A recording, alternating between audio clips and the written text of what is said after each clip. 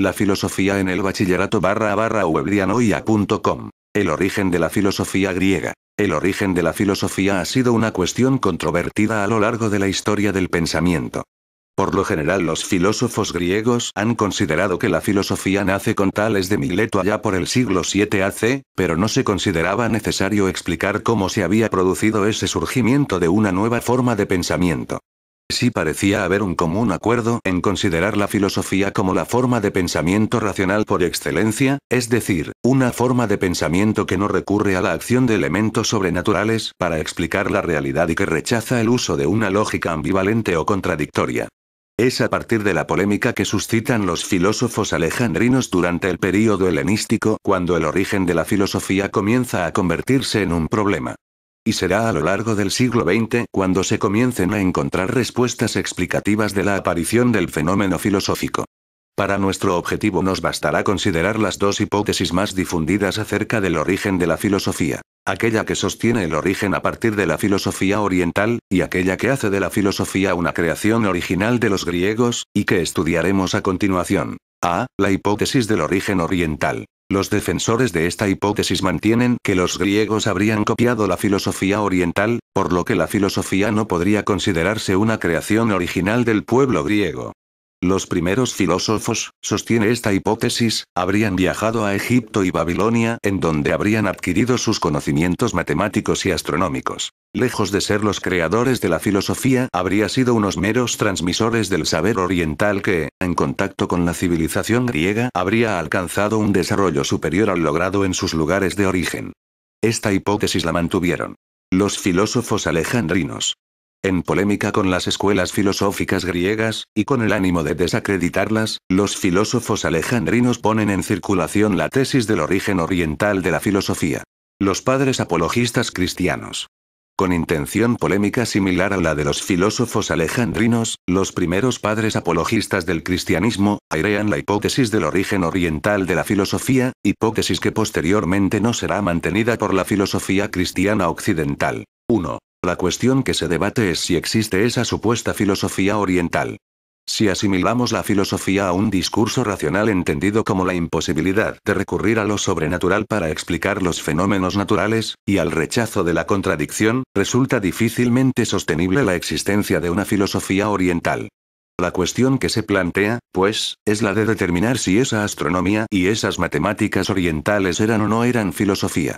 Los estudios sobre el tema parecen indicarnos que no, que la astronomía babilónica tendía a degenerar en astrología, es decir, en arte adivinatoria, y que las matemáticas egipcias, lejos de alcanzar el grado de abstracción necesario para considerarse ciencia, no superaron nunca el estadio de unas matemáticas o de un saber práctico, generado al amparo de las necesidades de medición de los terrenos luego de cada una de las inundaciones periódicas del Nilo. 2. ¿Qué hace que sea en Grecia donde se desarrolle la filosofía y no en cualquier otra zona de Oriente? ¿Cómo explicar que, en una civilización concreta, se genere una forma de pensamiento nueva, en contraposición con las anteriores formas de pensamiento? ¿Cuáles son sus características? ¿Y cuáles eran las características del pensamiento anterior? Tanto los orientales como los griegos disponían de una mitología y de unas creencias religiosas similares. Y la estructura explicativa de las mismas es también similar. Un mito es un relato acerca de los orígenes, una narración, no una solución a un problema. Puede referirse al origen del mundo, o al origen de un objeto particular, o de una clase específica de animales, etc.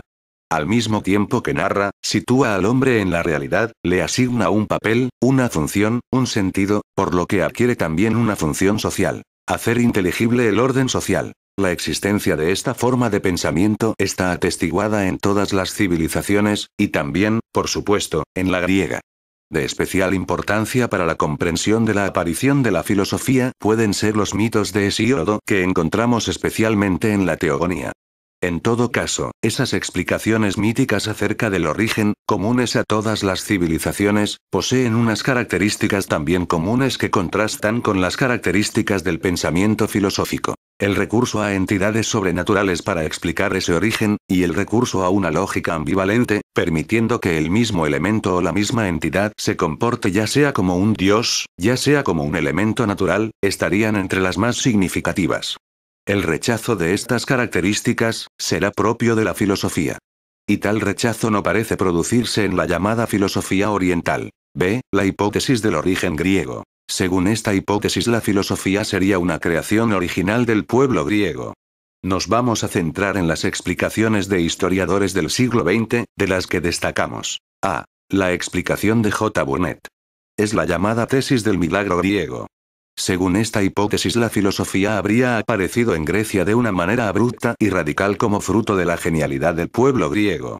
Esta hipótesis prescinde de los elementos históricos, socioculturales y políticos, por lo que termina por no explicar nada, cayendo en un círculo vicioso. Los griegos crean la filosofía porque son geniales, y son geniales porque crean la filosofía.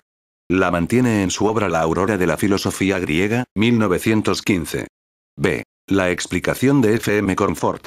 Defiende la tesis del desarrollo del pensamiento filosófico a partir del pensamiento mítico y religioso.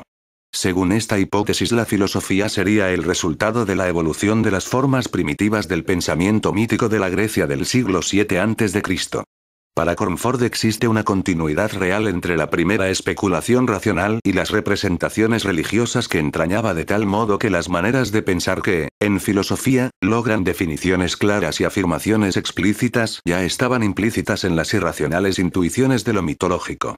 En su obra De la religión a la filosofía, 1912, Comfort explica cómo la estructura de los mitos de Hesíodo en la teogonía se mantiene en las teorías de los primeros filósofos, rechazando esto solamente el recurso a lo sobrenatural y la aceptación de la contradicción.